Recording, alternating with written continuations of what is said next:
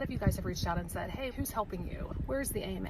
Where's the Plastic Surgery Societies? Where's the Texas Medical Society? All of that. Yeah, I mean, I think they've known about this for a long time and they haven't stepped up to help.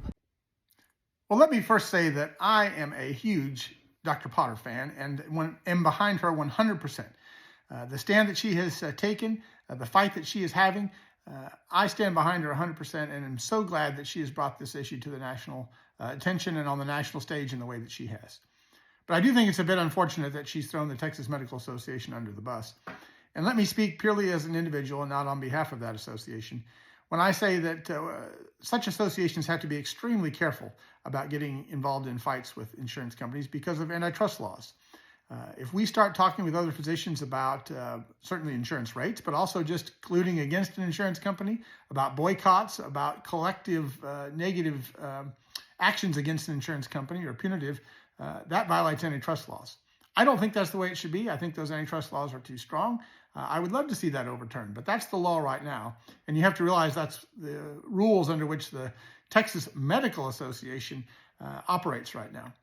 The second thing I'll say is that here in Texas, we've passed gold card legislation, and we are the envy of the country, in fact, even the AMA, in that we have a gold card system that is supposed to limit prior authorizations.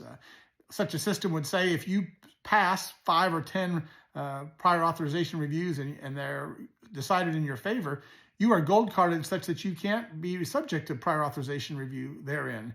And that would greatly limit the number of prior authorizations that you have to go through. We have that legislation on the books. It's been passed in Texas. I grant you it's not a good system yet, and we aren't really seeing it work in practice. But I think with a few minor regulatory tweaks, we will be there. And we were much farther down the road than almost any other state. So gold card legislation here in Texas to limit prior authorization review is something that is real, and I think will come to fruition shortly. And remember, prior authorization is what got Dr. Potter on the national stage in the first place. And if we could solve that, it would fix the problem of her getting called in the middle of an operation.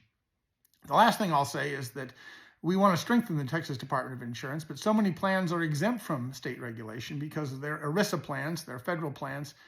Here in Texas, we have an appetite to try and overturn that. And the Texas Attorney General has even indicated he may be willing to sue to try and stop those plans from being immune from Texas regulation. Can you imagine a better way to break up the cartel monopoly that the United Healthcare and other big insurance companies have to make them subject to the laws of each individual 50 states?